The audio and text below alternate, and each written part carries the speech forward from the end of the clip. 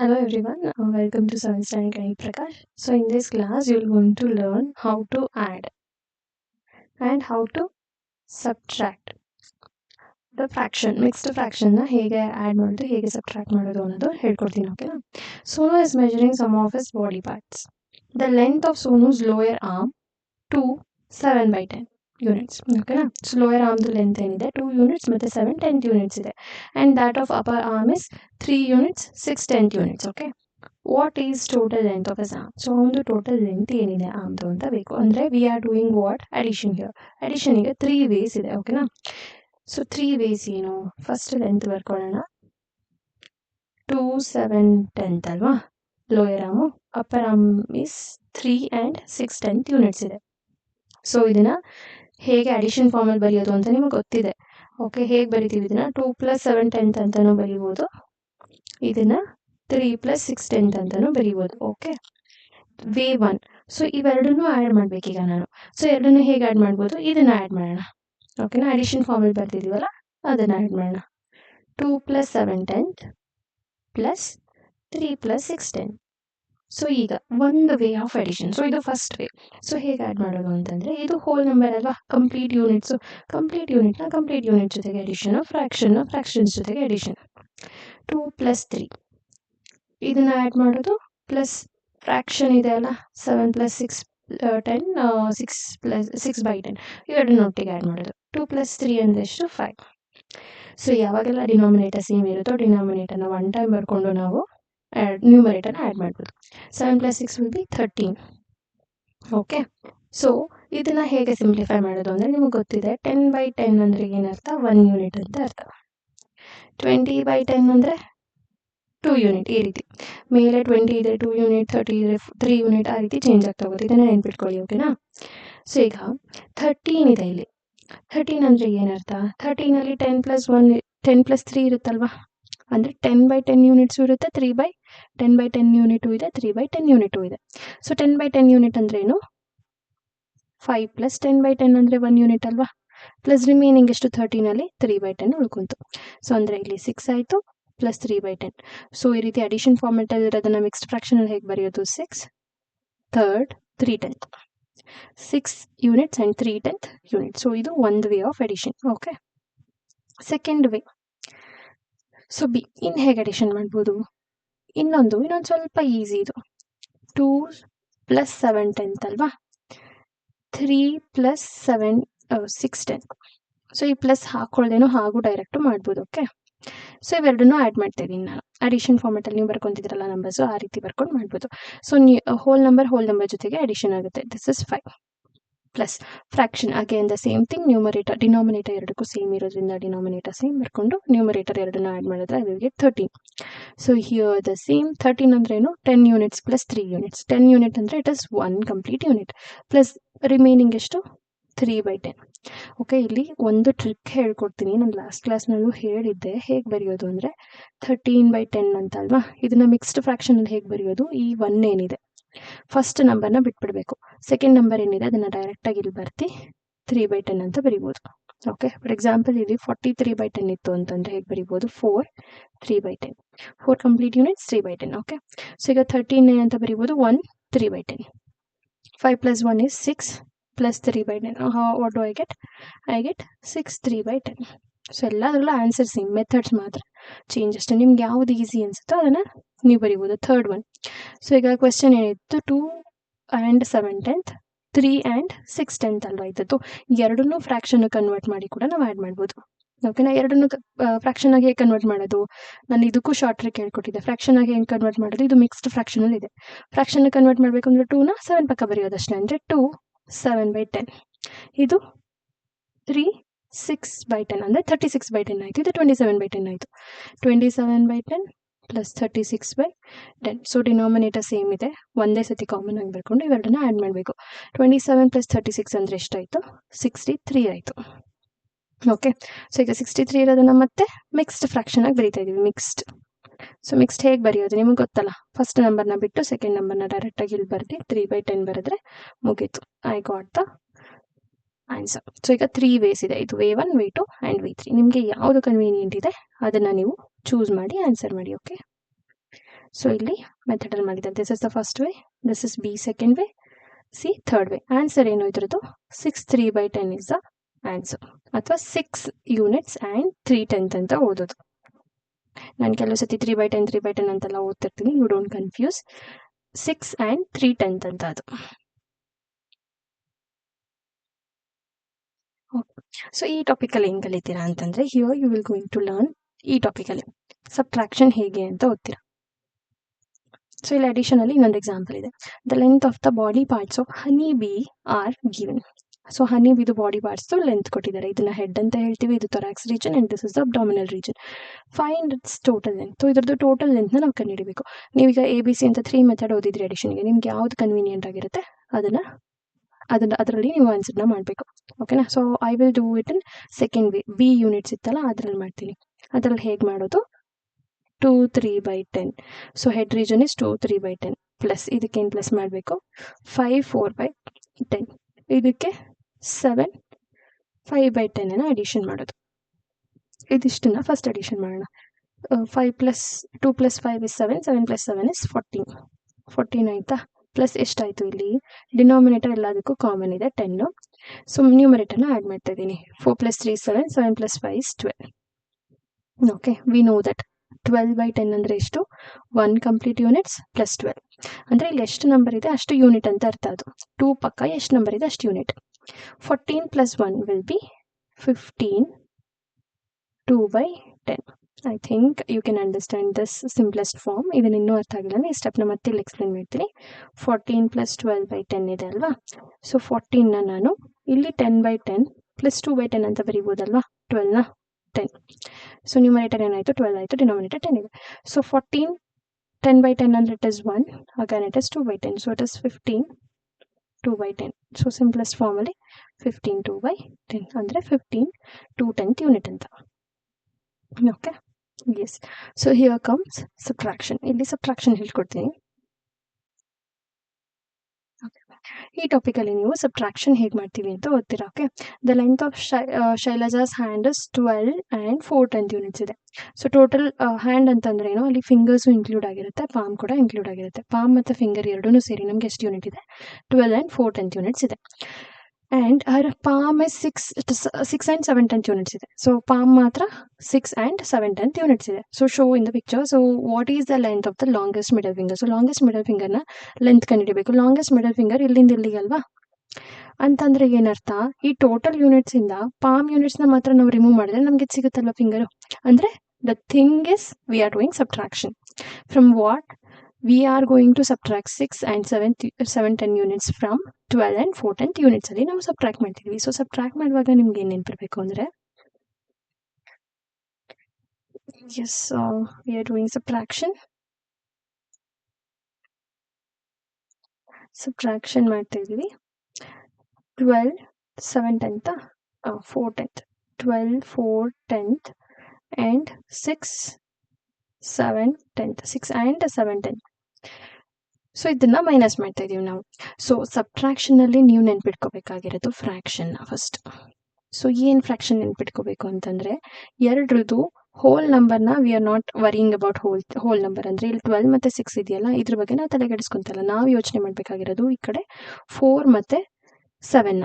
ಓಕೆನಾ? 4/10 and 7/10 we have to concentrate. From 4/10 units we are going to subtracting what 7/10 ಯೂನಿಟ್ಸ್ನ subtract ಮಾಡ್ತೀವಿ. So ಇಲ್ಲಿ 7/10 ಅಂದರೆ ಇದು ಬಿಗ್ ಅಲ್ವಾ ಕಂಪೇರ್ ಟು 4/10? ಇದು ಸ್ಮಾಲ್ ನಂಬರ್ ಆಯಿತು. ಸೊ ನಾವು ಸ್ಮಾಲ್ ನಂಬರಿಂದ ಬಿಗ್ಗರ್ ನಂಬರ್ನ ಮೈನಸ್ ಮಾಡೋದಕ್ಕಾಗುತ್ತಾ? No, we can not. If we minus we will get negative number ನಮಗೆ ಸಿಗುತ್ತೆ.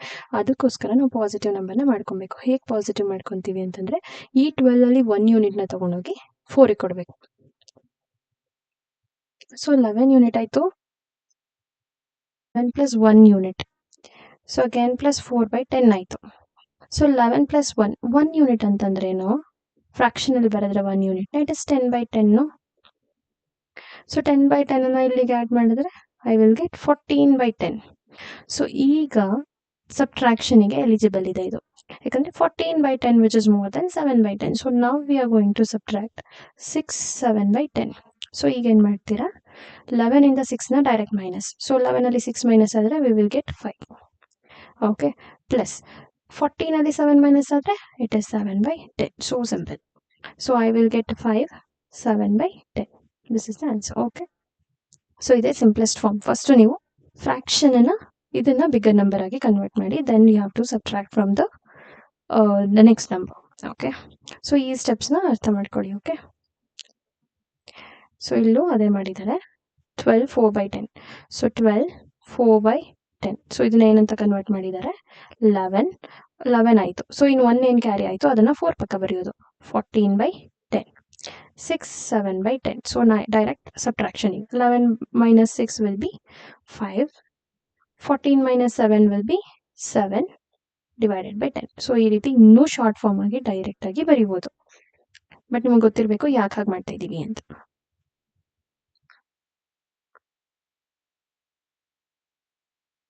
ಎಸ್, ಅದನ್ನ ಇಲ್ಲೆಲ್ಲ ಎಕ್ಸ್ಪ್ಲೈನ್ ಮಾಡಿದ್ದಾರೆ. ಯಾಕೆ ಹಾಗೆ ಮಾಡಿದ್ವಿ, ಯಾಕೆ 1 ಕ್ಯಾರಿ ಮಾಡಿ ಅಲ್ಲಿ 4 ಬದಲು 14 ಮಾಡಿದ್ವಿ ಅಂತೆಲ್ಲ ಇದೆ. Okay, try computing the difference by converting both lens to tens. So ಎರಡು ಲೆನ್ಸ್ನು ಟೆನ್ಸ್ ಆಗಿ ನಾವು ಕನ್ವರ್ಟ್ ಮಾಡಿ ಟ್ರೈ ಮಾಡಬೇಕು. ಸೊ ಫಾರ್ ಎಕ್ಸಾಂಪಲ್ ಇನ್ನು ನಾನು ಬೇರೆ ಎಕ್ಸಾಂಪಲ್ಸ್ ಕೊಡ್ತೀನಿ, ಅದನ್ನು ನೀವು ಟ್ರೈ ಮಾಡಿ. For example 7 4/10 minus 3 5/10. ಸೊ ಇದ್ರದ್ದು ಆನ್ಸರ್ ನನಗೆ ಹೇಳಿ ಹೇಗೆ ಕನ್ವರ್ಟ್ ಮಾಡ್ತೀರಾ ಅಂತ. ನಾನು ಇನ್ನೊಂದು ಎಕ್ಸಾಂಪಲ್ ನಾನು ಇಲ್ಲೇ ಸಾಲ್ವ್ ಮಾಡ್ತೀನಿ. 8 3/10 minus 2 8/10. ಓಕೆ, ಸೊ ಹೇಗೆ ಸಾಲ್ವ್ ಮಾಡ್ಬೋದು? 8. ಸೊ 8ಗೆ 1 ಮೈನಸ್ ಮಾಡಿ ಡೈರೆಕ್ಟ್ 7 ಬರೀರಿ. ಸೊ ಇಲ್ಲಿ 1 ಏನು ಮೈನಸ್ ಆಗಿರುತ್ತೆ ಅದನ್ನ ತೊಗೊಂಡೋಗಿ 3 ಪಕ್ಕ ಅಂದರೆ 13 ಆಯಿತು. Divided by 10.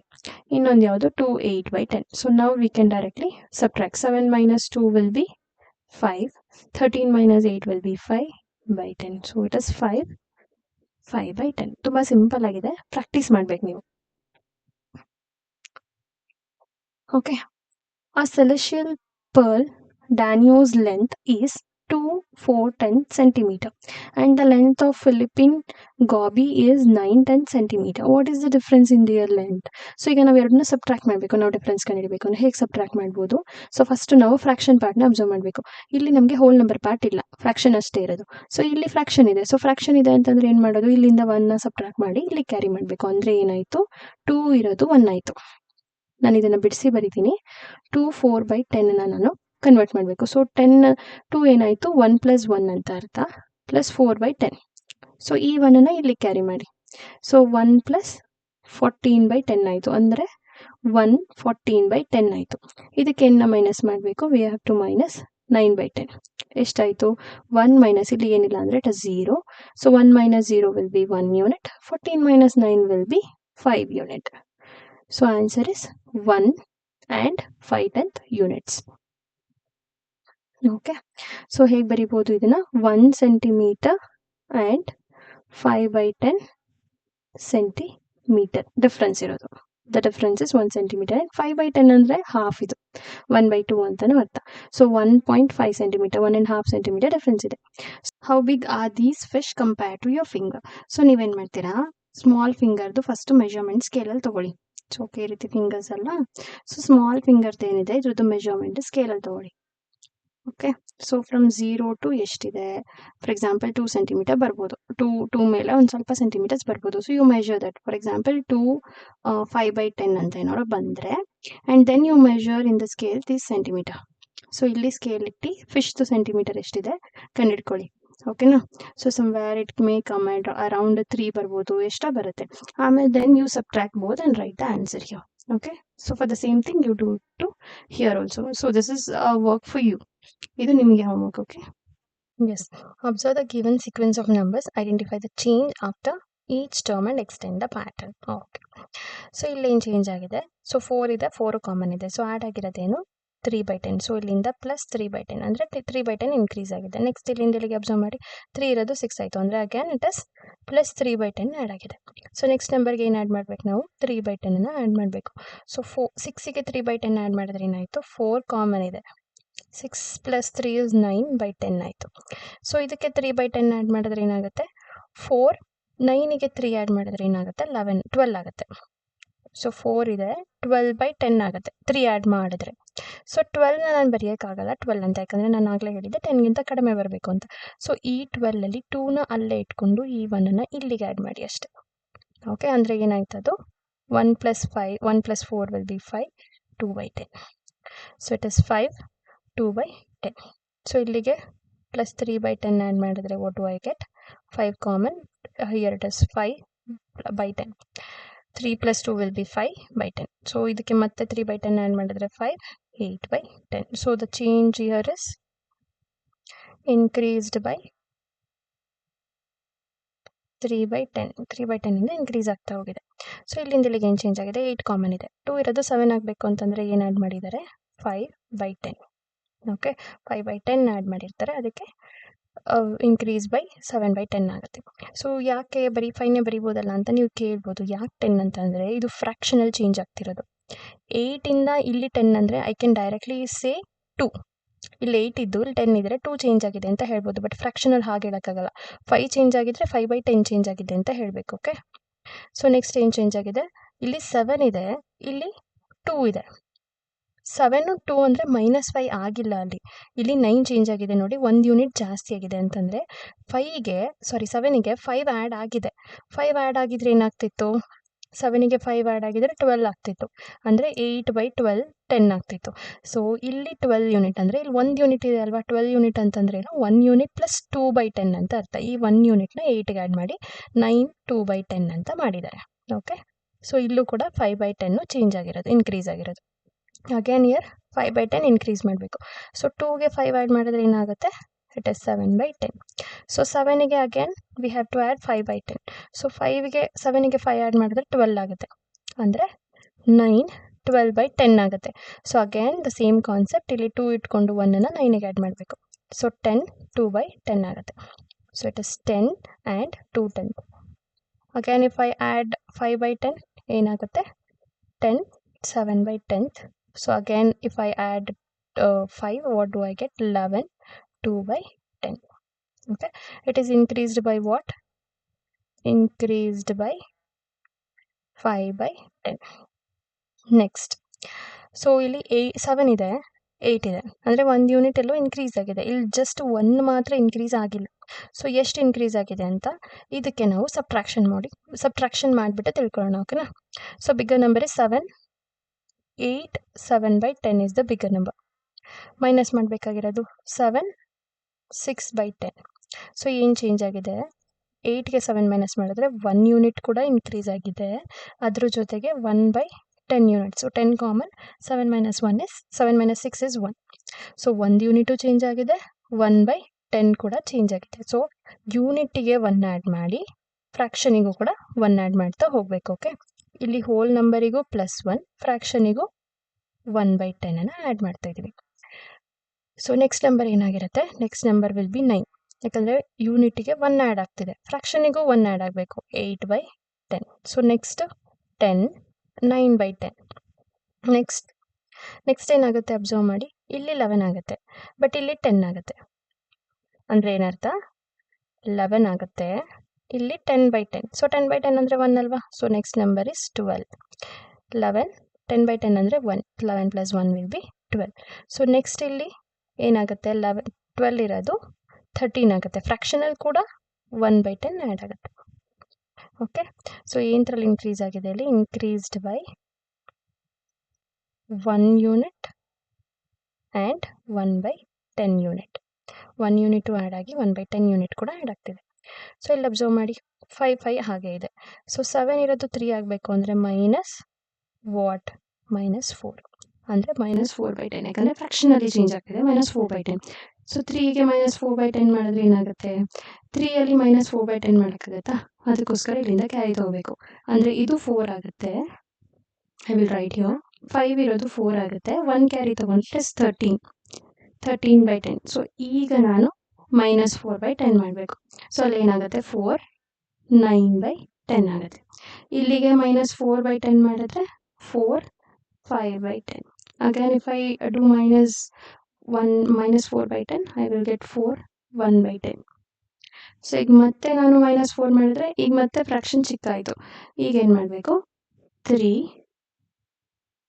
11/10 ಆಗುತ್ತೆ. ಓಕೆನಾ, ಇಲ್ಲಿ 4ಅಲ್ಲಿರೋ 1 ತೆಗೆದು ಇಲ್ಲಿ ಹಾಕಿದ್ದೀನಿ. ಸೊ ಈಗ -4/10 ಮಾಡಿದ್ರೆ ಏನು ಸಿಗುತ್ತೆ? 3 6 ಸಾರಿ 7/10. ಸೊ 3 7/10. ಸೊ ಇಲ್ಲಿ ಏನು ಚೇಂಜ್ ಆಗಿದೆ ಅಂದರೆ ರೆಡ್ಯೂಸ್ಡ್ ಬೈ 4/10. 4/10 ರೆಡ್ಯೂಸ್ ಆಗ್ತಾ ಹೋಗಿದೆ. ನೆಕ್ಸ್ಟ್ ಒನ್ 13 ಇದೆ, 13 ಇದೆ, ಏನು ಚೇಂಜ್ ಆಗಿಲ್ಲ. 5/10, ಇಲ್ಲಿ 5/10 ಇಲ್ಲ, ಅಂದರೆ decreased by what? Decreased by 5/10. 5/10 decrease ಆಗಿದೆ. ಸೊ ಇಲ್ಲಿಗೆ ಏನು ಮಾಡಬೇಕು? -5/10 ಮಾಡಿದ್ರೆ ಇದು ಕ್ಯಾನ್ಸಲ್ ಆಗುತ್ತೆ, 13 ಮಾತ್ರ ಉಳ್ಕೊಳ್ಳುತ್ತೆ. ಸೊ ಇಲ್ಲಿಂದ ಇಲ್ಲಿಗೂ ಅದೇ ಚೇಂಜ್ ಆಗಿದೆಯಾ? -5/10. 13ಅಲ್ಲಿ -5/10 ಮಾಡಿದ್ರೆ 12 5/10 ಬರುತ್ತೆ, ಅಂದರೆ ಹಾಫ್ ಅಂತ ಅರ್ಥ ಇದು, -5/10. ಸೊ ಇಲ್ಲಿಗೆ 12ಗೆ -5/10 ಮಾಡಿದ್ರೆ ಏನು ಬರುತ್ತೆ ನನಗೆ? ಈ -5/10 ಕ್ಯಾನ್ಸಲ್ ಆಗುತ್ತೆ, 0 ಆಗುತ್ತೆ. So I will get 12. ಈ 12ಗೆ ಅಗೇನ್ -5/10 ಮಾಡಿದ್ರೆ ಐ ವಿಲ್ ಗೆಟ್ 11 5/10. ಇದಕ್ಕೆ ಮತ್ತೆ ಮೈನಸ್ ಮಾಡಿದ್ರೆ 11 ಆಗುತ್ತೆ, ಮತ್ತೆ 10 5/10 ಬರುತ್ತೆ. ಸೊ ಏನು ಚೇಂಜ್ ಆಗಿದೆ? Reduced by 5/10. 5/10 ರೆಡ್ಯೂಸ್ ಆಗ್ತಾ ಹೋಗಿದೆ. ನೆಕ್ಸ್ಟ್ 11 ಇದೆ, 10 ಇದೆ, 5 ಇದೆ, 4 ಇದೆ. ಸೊ ಏನು ಚೇಂಜ್ ಆಗಿದೆ? ಇಲ್ಲಿ ವ್ಯಾಲ್ಯೂ -1, ಹೋಲ್ ನಂಬರಲ್ಲಿ -1, ಇಲ್ಲಿ -1/10. ಓಕೆ, ಇಲ್ಲೂ ಅಷ್ಟೇ 4 ಇರೋದು 3 ಆಗಿದೆ, 10 ಇರೋದು 9 ಆಗಿದೆ. ಸೊ ಇಲ್ಲಿ 9 ಇರೋದು 8 ಆಗಬೇಕು, 3 ಇರೋದು 2 ಆಗಬೇಕು. ಸೊ ನೆಕ್ಸ್ಟ್ 8 ಇರೋದು 7, 2 ಇರೋದು 1. ನೆಕ್ಸ್ಟ್ ಏನಾಗುತ್ತೆ? 7 1/10. ಸೊ 1 ಇರೋದು 0 ಆಗುತ್ತಾ? ಏನು ಚೇಂಜ್ ಆಗುತ್ತೆ ಇಲ್ಲಿ? 7 ಇರೋದು 6 ಆಗಬೇಕು. ಬಟ್ 1 ಇರೋದು ಏನು ಚೇಂಜ್ ಆಗುತ್ತೆ ಅಂತಂದರೆ ಇಟ್ ಇಸ್ -1 ಕಂಪ್ಲೀಟ್ಲಿ. 7 ಇರೋದು 6 ಆಗುತ್ತೆ, ಈ 1/10 ಕ್ಯಾನ್ಸಲ್ ಆಗುತ್ತೆ. ಸೊ 1/10 ಫಸ್ಟ್ ರೆಡ್ಯೂಸ್ ಆಗುತ್ತೆ, ಇಲ್ಲಿರೋದು 6 ಆಗುತ್ತೆ. V will get just 6. 6ಗೆ -1 ಮಾಡಬೇಕು, -1/10 ಕೂಡ ಮಾಡಬೇಕು. 6ಗೆ -1 ಮಾಡಿದ್ರೆ ಎಷ್ಟಾಗುತ್ತೆ? Will get 5. 5ಗೆ -1/10 ಮಾಡಿದ್ರೆ ಎಷ್ಟಾಗುತ್ತೆ? ಇಟ್ ಈಸ್ 4 9/10 ಆಗುತ್ತೆ. So it is 4 9/10. Okay, yes.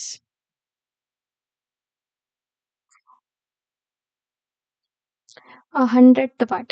So we just cover this topic in the next class. Thank you.